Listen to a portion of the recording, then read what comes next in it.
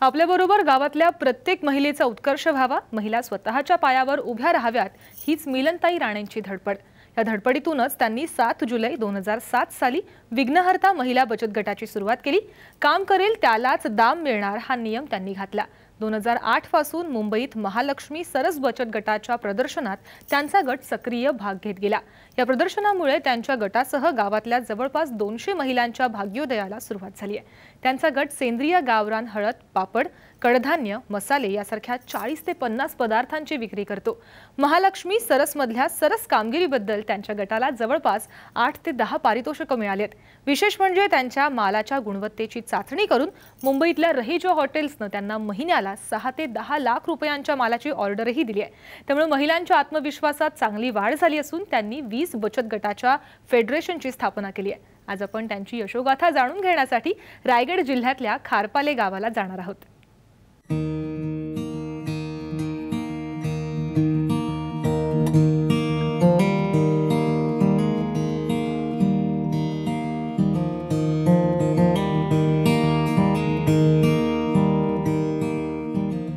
मिलन राणेंच्या जिद्दीमुळे खारपाले गावातल्या 200 पेक्षा जास्त महिलांना आज कमाईचं साधन मिळालंय। स्वतःच्या पायावर उभं राहण्याकडे त्यांनी एक पाऊल टाकलंय।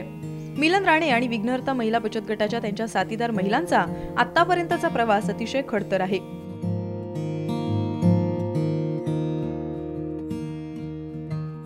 मुंबईत भरणाऱ्या महालक्ष्मी सरस महिला बचत गटांच्या प्रदर्शनामुळे त्यांच्या जीवनातच मोठा बदल झालाय, पण हा बदल मोठ्या परिश्रमातून झालाय। थंड पाण्याने आम्ही आंघोळ करायचो, ते पण 5 वाजता उठून आंघोळ करायचो। आणि जेवणाचं तर काहीच नव्हतं। जेवण घ्यायला गेलो तर तिथे जे स्टॉलधारक होते त्यांच्याकडे 70-80 रुपयाचं जेवणाचं ताट होतं, आणि तेवढी आमच्याकडे ती बचत नव्हती।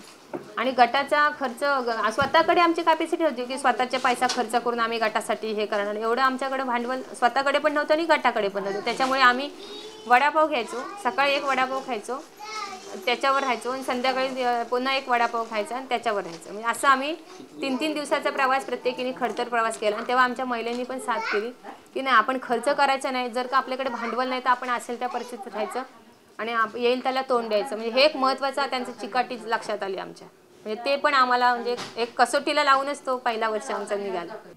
रायगड जिल्ह्यात पेण तालुक्यात मुंबई गोवा महामार्गावरच्या खारपाले गावात हंगामी भात शेती होते, त्यामुळे उरलेले दिवस महिलांना रोजीरोटीसाठी गावाशेजारच्या कंपन्यांवर अवलंबून राहावं लागतं। काही महिला पापड, भाजी आणि इतर पदार्थांची विक्री करून घर चालवत होत्या। अशावेळी 2007 साली तत्कालीन ग्रामसेवक भाग्यश्री जाधव यांनी महिलांना बचत गट स्थापन करण्याचा सल्ला दिला। त्यातूनच 7 जुलै 2007 रोजी 11 महिलांच्या विघ्नहर्ता महिला बचत गटाची स्थापना झाली। शेतीतून समृद्धीकडे या उद्देशातूनच त्या कामाला लागल्या। विशेष म्हणजे पहिल्याच वर्षी त्यांना मुंबईत भरणाऱ्या महालक्ष्मी सरस बचत गटाच्या प्रदर्शनात जाता आलं, पण यासाठी त्यांना घरातल्यांची मन जिंकून काम करावं लागलं। सकाळची दिवसाची कामं, कारण का नवीन गट आहे त्याच्यापासून आम्हाला मिळकत काय नव्हती, हे घरातल्यांना पटवून द्यायला गेलो असतं तर मग कोणीच आम्हाला होकार दिला नसता। तेव्हा आम्ही काय केलं, आम्हाला फक्त म्हणजे जी कामं होती दिवसाभराची, कोण मजुरीवर जायचं, कोण कंपनीत कामाला जायचं, कोण लाकडं आणायला जायचं, कोण शेतावर जायचं, ज्याची त्याची कामं जशी तशी चालू राहतील। फक्त 9 ते 3-4 तास वेळ आम्ही 9, 10, 11, 12, 1 पण वाजायचं आम्हाला। रात्रीचं 1 वाजेपर्यंत आम्ही नियोजन करून पापड वगैरे करायचो, सगळे चटण्या, मसाले वगैरे साफ करण्याची मिरची। पहिल्या वर्षी हा आमचा खूपच म्हणजे चांगला कष्टाचाच वर्ष गेला आमचा, आणि त्याच्यात सुद्धा आम्हाला यश मिळालं। म्हणजे असं आम्ही त्रास सहन करून किंवा घरातल्यांना न दुखवता काम केलं। 2008 साली विघ्नहर्ता बचत गटाच्या महिलांनी मिलनताईंबरोबर सरस प्रदर्शनात बचत गटांसाठीच्या प्रदर्शनात भाग घेतला। त्याचा त्यांना चांगला फायदा झाला। प्रदर्शनात येणाऱ्या गटांना आपल्या ग्राहकांबरोबर कायमस्वरूपी थेट संपर्कात राहण्याची मोठी संधी उपलब्ध करून दिली जाते। त्याचा फायदा विघ्नहर्ता गटाला देखील झाला।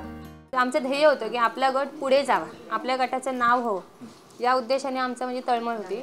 आपल्या गटाचं नाव व्हावं म्हणून एक आपलं काहीतरी घेऊन जायचं या ह्याच्याने आम्ही गेलो होतो। सरसने आम्हाला जे तिथं नियोजन केलेलं की मार्केटिंग कसं करायचं किंवा आपलं लेबलिंग कसं करायचं, वेगवेगळे ट्रेनिंग, म्हणजे 2 तासाचं ते दिवसभराचं ट्रेनिंग ठेवायचे। पहिल्या वर्षी आम्हाला ते ट्रेनिंग मिळालं। तिथं येऊन मला म्हणजे विक्रीपेक्षा ते मिळालेले जे महत्त्वाचे अनुभव किंवा महत्त्वाचे संदेश होते ते मला खूप उपयोगी पडले। पहिल्या वर्षी या महिलांनी पोटाला चिमटे घेऊन काही ठिकाणी पदरचे पैसे मोडून 2,500 रुपयांच्या भांडवलावर जवळपास 30,000 रुपयांची उलाढाल केली। त्या प्रत्येकी 2 ते 2,500 रुपयांचा नफा देखील कमावला। मग त्यांनी दुसऱ्या वर्षी वस्तू विक्रीच्या स्टॉल बरोबर फूड स्टॉल लावण्याचं प्लॅनिंग केलं। पण पहिले 3 दिवस त्यांना काही अडचणींमुळे स्टॉलच मिळाला नाही. 60,000चं कर्ज काढून त्यांनी माल भरला होता. त्यामुळे मिलनताईंवर सहकाऱ्यांचा दबाव वाढत होता. स्वतः सहन करेन, मी स्वतः खड्ड्यातून जाईन, पण महिलेला देणार नाही असं मी ठरवलं.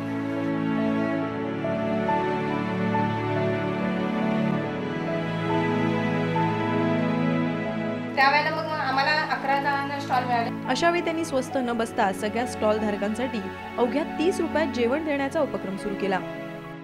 मग आम्ही सकाळचा नाश्ता करायचो आणि 1000, 900, 800, 700 रुपयापर्यंत चहा आणि नाश्त्याचा सेल आम्ही स्टॉलवर फिरून करायचो. म्हणजे तो पण आम्ही ते म्हणजे स्टॉल मिळाला म्हणून शासनाला जबाबदार धरलं, आमच्या अधिकाऱ्यांना जबाबदार धरलं किंवा अधिकाऱ्यांना आम्ही तक्रार केली असं पण केलं नाही. स्वतः आपण आलोय ना, आपली अडचण आपण स्वतःच पार केली पाहिजे, तरच आपण टिकू शकतो या कॉम्पिटिशनमध्ये. हे तेव्हा आमची ह्या जीवनाला कलाटणी मिळेल. किती अडचणी आल्या तरी आपण जर स्वतः खंबीर असेल तर आपल्याला कोणी अडू शकत नाही. आणि त्यावेळेला आमच्यामुळे अजून 11 जणांना स्टॉल मिळाले. कापडी स्टॉल शासनाने बांधून दिले. त्यांनी बघितलं आम्ही 3 दिवस स्टॉल नाही ते 11 जणांना स्टॉल मिळाले. म्हणजे माझ्यामुळे त्या बाकी 10 जणांचा तो फायदा झाला. आमचा माल म्हणजे सकाळी आम्ही 9 वाजता आम्ही 10,000 रुपयाचा धंदा करू शकलो. म्हणजे ती एक नवीन आम्हाला संकल्पना सुचली. जेव्हा अडचणी येतात तेव्हाच माणसाला सुचतं काहीतरी. 2008-9 पासून त्यांनी गावात आणि गटातल्या सदस्यांच्या शेतात पिकणाऱ्या हळदीवर प्रक्रिया करून ती प्रदर्शनात नेण्यास सुरुवात केली. हळदीला रासायनिक खतांचा वापर करत नाहीत, त्यामुळे हळद बनवण्यासाठी त्या लाकडाच्या उखळाचा वापर करतात. त्यांच्या हळदीची चव आणि गुणवत्ता पाहून मोठ्या संख्येने ग्राहक येतात.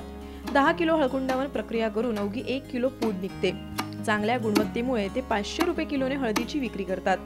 सेंद्रिय हळदीबरोबर आपापल्या शेतात पिकणाऱ्या प्रत्येक पिकावर प्रक्रिया करून त्याच्या विक्रीवर त्यांचा भर असतो.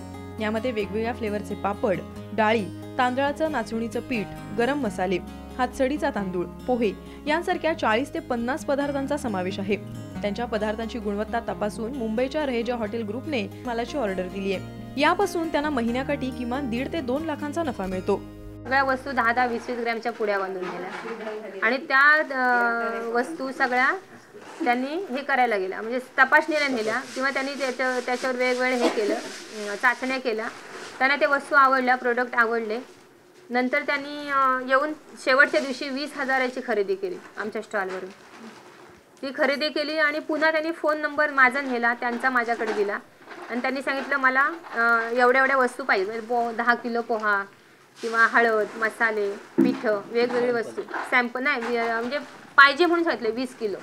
ऑफिसमध्ये बोलवलं. त्याच्यानंतर त्यांनी सांगितलं की कॉन्ट्रॅक्ट साईन केला आणि मग आम्हाला मालाचं हे केलं. तर त्या हॉटेल्सला मोठ्या मोठ्या कंपनी म्हणजे ज्या नावाजलेल्या कंपन्या त्या माल देतात त्यांना, पण आमच्यासारख्या म्हणजे माझ्यासारख्या महिलेला त्यांनी प्राधान्य केलं. हे सगळं त्यांचं मोठेपण आहे. गावातल्या प्रत्येक महिलेला घर बसल्या काम मिळावं, ती स्वावलंबी व्हावी यासाठी मिलन राणेंची धडपड सुरू आहे. या उद्दिष्टाची पूर्ती होण्यासाठी त्यांची आणि त्यांच्या गटाची मोठी धडपड सुरू आहे. या वाटचालीत राज्य सरकारचा ग्रामविकास विभाग भरवत असलेल्या महालक्ष्मी सरस प्रदर्शनाचा मोलाचा वाटा असल्याचं मिलन राणे आवर्जून सांगतात. आज सरसमुळे इथपर्यंत आम्ही पोहोचलो. म्हणजे फक्त तिथं आपला गट पोहोचला पाहिजे, गटाचं नाव आलं पाहिजे या उद्देशाने आम्ही पहिल्या वर्षी पाऊल उचललेलं. पण आता मार्केटिंग झाली पाहिजे, आपल्याला पैसे मिळाले पाहिजे आणि ते मिळणारच. आपले कस्टमर गोळा झाले, माझे रहेजासारख्या कंपनीची ऑर्डर्स मिळाली. अजून दुसरे म्हणजे देशभरातल्या लोकांची ओळख झाली. आज सहज आपण गेलो ना का आता भेटूया पुढच्या वर्षी, म्हणजे प्रत्येकजण आपुलकीने सांगतो की एक ओळख आपली ओळख झाली. सगळ्यात महत्त्वाचा आत्मविश्वास वाढला की आपण जे करतोय ते बरोबर करतोय. आपल्यातला आत्मविश्वास म्हणजे आत्मविश्वासावर जी धूळ बसलेली घरात घर आणि घरातलं वातावरण ते बाहेर पडल्यामुळे जी धूळ बसलेली ती पूर्ण उडाली. गेल्या 10 वर्षांपासून भरणाऱ्या महालक्ष्मी सरस प्रदर्शनाचा राज्यासह देशभरातल्या हजारो महिलांना लाभ झालाय. विघ्नहर्ता बचत गटातल्या रजनी कडू यांना देखील सरसमुळे मुंबईत येऊन पदार्थांची विक्री करता आली. त्यामुळे आत्मविश्वास वाढण्यास मदत झाल्याचा त्यांचा अनुभव आहे. आमचा घरगुती फायदा म्हणजे आम्ही बांद्र्याला गेल्यावर आम्हाला पहिल्या वर्षाला 2,500 रुपये फायदा झाला. कारण तो घरातून केलेला तांदूळ बिंदूळ नेलेला त्यातून 2,500 रुपये फायदा झाला. आणि दुसऱ्या वर्षाला गेलो तेव्हा 3,000 रुपये फायदा झाला. आणि जेवणाच्या ऑर्डरी एक वर्ष घेतल्या 4 दिवसाच्या त्या 2,500 फायदा झाला. एवढा आम्हाला फायदा. आज विघ्नहर्ता बचत गटाचे मुंबईत 3,500 ग्राहक आहेत. हे ग्राहक त्यांच्याकडून दरवर्षी किमान 5 ते 8 लाख रुपयांच्या मालाची खरेदी करतात. हे ग्राहक वाढण्यासाठी आणि गावातल्या प्रत्येक महिलेला घर बसल्या काम मिळण्यासाठी मिलनताईंनी गावात आणखी 19 बचत गट सुरू केले. श्री गणेशनाथ स्वयंसहायता महिला विकास संघाची सुरुवात केली. या अंतर्गत त्यांनी गटातल्या महिलांना शिवणकामापासून ते प्रक्रिया पदार्थांपर्यंत अनेक गोष्टींचं प्रशिक्षण दिलं. अनिता पाटील गेल्या वर्षभरापासून शिवणकाम करतायत. त्यामुळे घर खर्चासाठी त्यांना पतीच्या कमाईवर अवलंबून राहावं लागत नाही. तर अनिताईंनी एवढी धावपळ केली आमच्यासाठी म्हणून हे सगळं आम्हाला करता आलं. नाही तर आमच्या म्हणजे या सगळ्यांना असं झालं, पण त्याने धावपळ केली थोडी. बरंच काय काय म्हणजे काय सगळ्या कार्यक्रमाला पण ते हजर असतात. कधी कोण अधिकारी वगैरे यायचं झालं तरी त्यांच्यातर्फे आम्हाला माहिती होतं काय कार्यक्रम आहे म्हणून असं कळतं आम्हाला. आणि कार्यक्रम असल्यानंतर जास्त पुढाकार त्यांचं असतं. त्याच्यामुळे आम्ही पण पुढे जाऊ शकतो, कारण आमच्या आधी त्या पुढे असतात. त्यांच्यामुळे आम्हाला थोडी ताकद भेटते. ते म्हणजे पगार असा आजच व्हायला पाहिजे, काय तो झाला अशी वाट बघावं लागत नाही मला. आणि शक्यतो त्यांनी दिला नाही दिला तरी माझ्या हातात द्यायलाच पाहिजे असं मला वाटत नाही. मी त्याची वाट पण बघत नाही, कारण मला थोडंफार यातून भेटतं.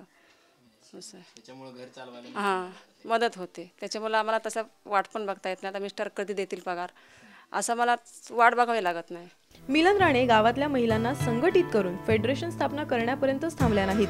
बचत गटाच्या पैशांचा वापर करून त्यांनी गावात महिलांना शौचालय बांधण्यासाठी मदत केली.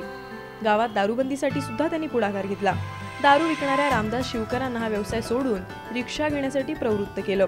मग ते सोडून मग शेवटी मला रिक्षा हवी होती. तर रिक्षासाठी कर्ज कुठे मिळेल शेवटी महासंघाच्या अध्यक्षा राणे मॅडम यांना मी भेटलो. नंतर त्याही मला सहकार्य केलं. त्यांचा विघ्नहर्ता बचत गट आहे, त्यातून त्याही मला 50,000ची मदत केली.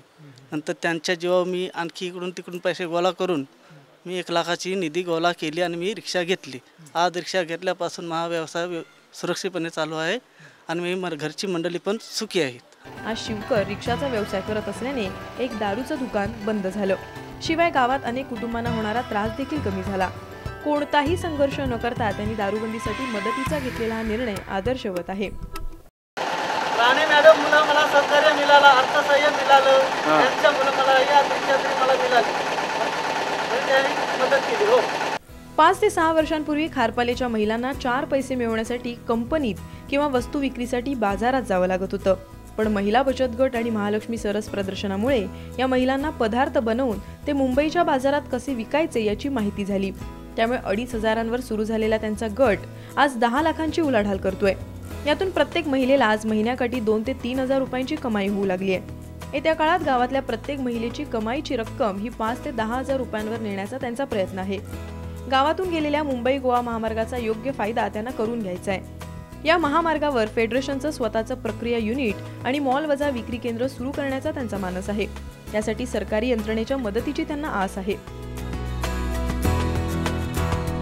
मिलन राणेंच्या यशामागे त्यांचे पती कृष्णात राणे यांची खंबीर साथ देखील कारणीभूत आहे. आपल्या पत्नीला मदत करण्यात ते सदैव तत्पर असतात.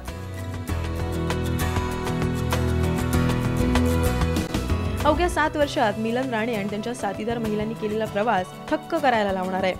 तो पाहता गावातल्या प्रत्येक महिलेला गावातच रोजगार मिळण्यासाठी त्यांनी पाहिलेलं फेडरेशनचं स्वप्न देखील नक्कीच साकार होईल अशी आशा आहे.